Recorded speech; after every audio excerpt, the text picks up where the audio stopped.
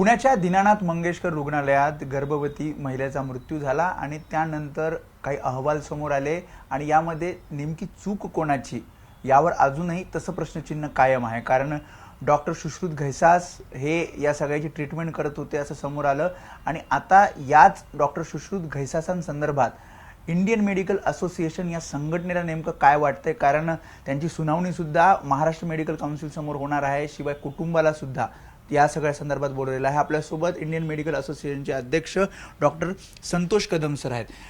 सगळे तुम्ही बघितलं, काही अहवालामधली काही माहिती समोर येत आहे, काय नेमकं तुम्ही माहिती घेतलेली आहे आणि डॉक्टर सुश्रुत घैसास यांच्यावर सुद्धा काही आरोप करण्यात येत आहेत की त्यांनी ट्रीटमेंट व्यवस्थित दिली नाही किंवा मग त्यांनी डिपॉझिट आकारलं। इंडियन मेडिकल असोसिएशन नेमकं या सगळ्या प्रकरणाकडे कसं बघतंय?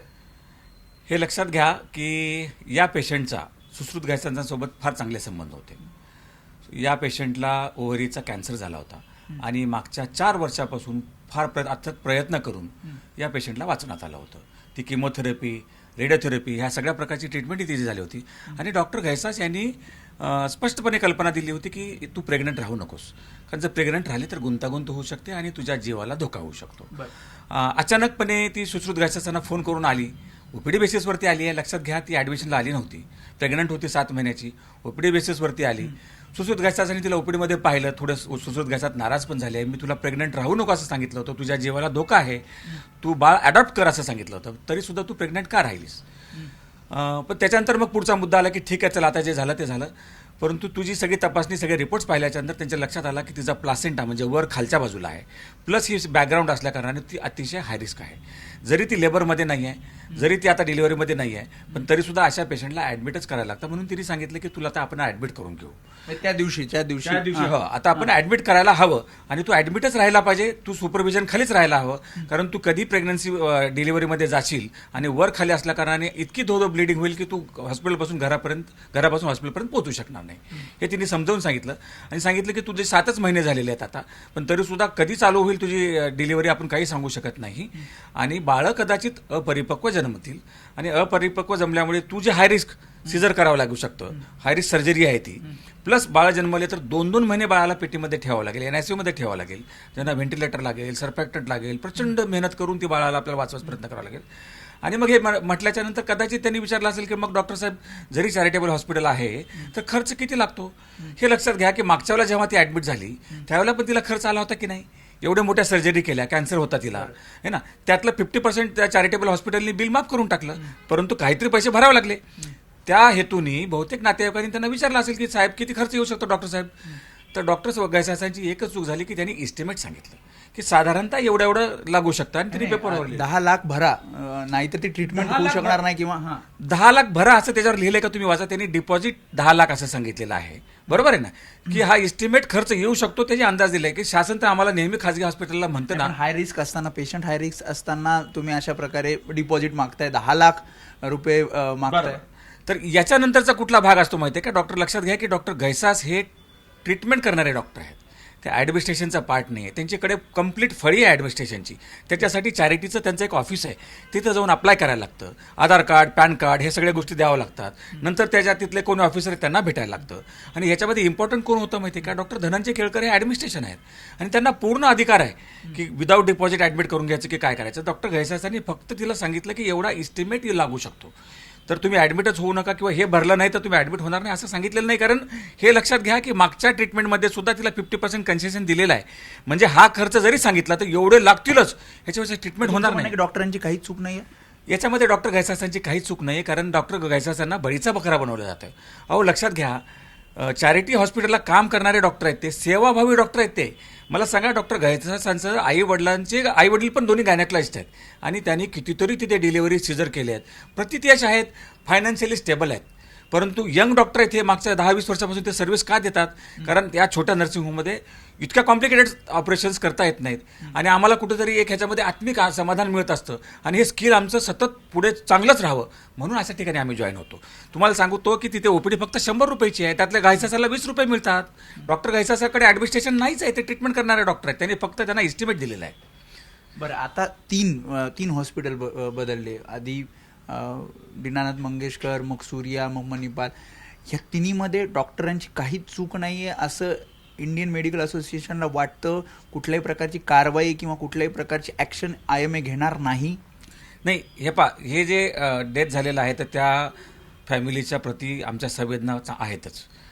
आम्हाला तर डॉक्टरांना असं वाटतं की कुठलाही पेशंट किती दुर्धर आजारी असला, ग्रस्त असला, तरी आम्ही चांगलं करण्यासाठीच प्रयत्न करतो. कुठल्याही पेशंटचा जीव जावा असं वाटत नाही. त्यामुळे आमची कंप्लीट संवेदना त्या फॅमिलीशी आहे. परंतु कुणाची चूक आहे काही नाही हे मी याच्यावरती बोलणार नाही, कारण त्याच्यासाठी शासन आहे.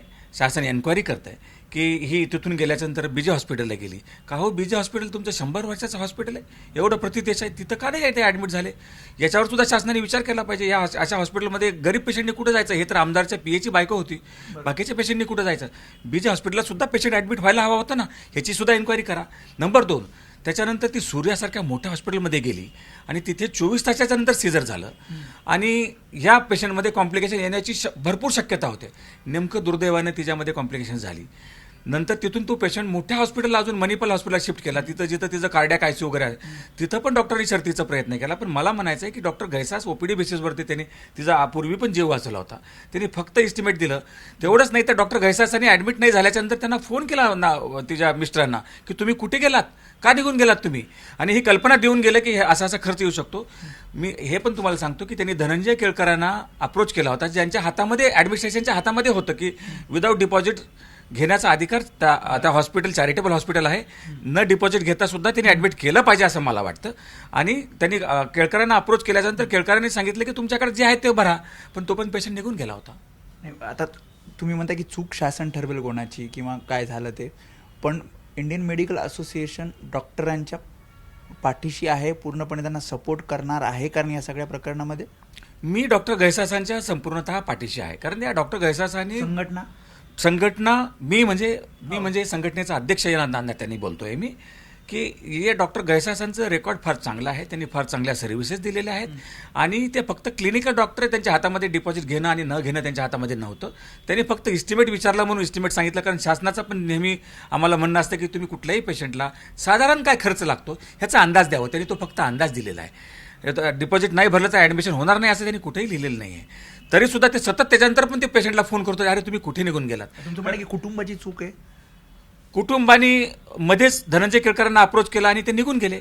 मला हे सांगा की डॉक्टर धनंजय केळकरांनी पण स्टेटमेंट दिलं की मला फोन आला जेव्हा ते ऑपरेशन थिएटरमधून बाहेर आले, त्यांना फोन गेल्यानंतर त्यांनी मेसेज दिला ना की तुमच्याकडे काय आहे ते भरा, बाकी आपण बघून घेऊ नंतर. खरं म्हणजे कुठंतरी पेशंट्स ठेवून त्यांनी तिथे ॲडमिट करायला काय हरकत नव्हतं. पण मला सांगा की तरी सुद्धा ते दुसऱ्या हॉस्पिटलला निघून गेले. आणि डॉक्टर केळकर हे केवळ आणि केवळ क्लिनिकल डॉक्टर आहेत. त्यांनी तो सगळा विषय चॅरिटी ऑफिसला त्यांच्या ॲडमिनिस्ट्रेशनला कळवलं असेल की या पेशंटचं काय करायचं पाहून घ्या.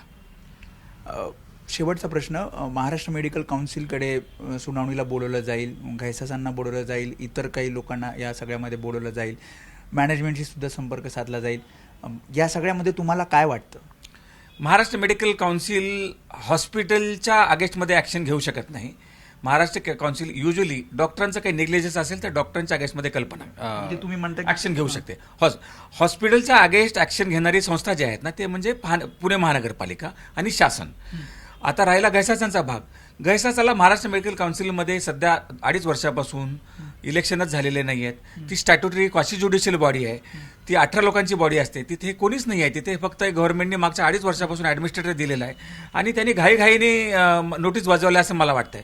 काही हरकत नाही, नोटीस बजावल्यानंतर डॉक्टर घैसास त्यांची बाजू त्यांच्यासमोर मांडतील आणि घैसासांची काही चूक नसल्यामुळे मला असं वाटतं की आपला जसा न्यायालयावरती आपला विश्वास असतो की नाही, आरोपी तर सगळ्याला केलं जातं, पण न्यायालयातून आरोपी जो नाही, ज्याच्या अगेन्स्टमध्ये एव्हिडन्स नाही, ते सुटतात आणि न्याय मिळतो.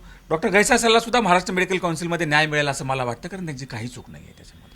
त्यामुळे होते IMAचे प्रेसिडेंट डॉक्टर संतोष कदम, त्यांनी पूर्णपणे सगळी माहिती घेऊन आपल्याला ही प्रतिक्रिया दिली, आपल्याला ही मुलाखत दिली आणि त्यांचं असं म्हणणं आहे की डॉक्टर घैसासांच्या बाजूनं किंवा त्यांच्या पाठीशी पूर्णपणे इंडियन मेडिकल असोसिएशन ही संघटना आहे आणि शिवाय यामध्ये ते आरोपी नाही आहेत. त्यामुळे महाराष्ट्र मेडिकल काउन्सिलसुद्धा जरी सुनावणीला बोलवलं असेल किंवा नोटीस जरी पाठवली असेल त्यामध्ये सुद्धा ते निर्दोष निघतील आणि चूक नेमकी कोणाची याचं उत्तर खरं तर जे काही अहवाल सादर झालेला आहे शासनाकडे, शासनच यावर योग्य तो काय निर्णय घेईल आणि पुढची जी भूमिका असेल शासनाची, शासन त्या सगळ्या संदर्भात निर्णय घेईल. कॅमेरामन विनय राजवरसह मी वेदांत नेब, एबीपी माझा, ठाणे. एबीपी माझा, उघडा डोळे बघा नीट.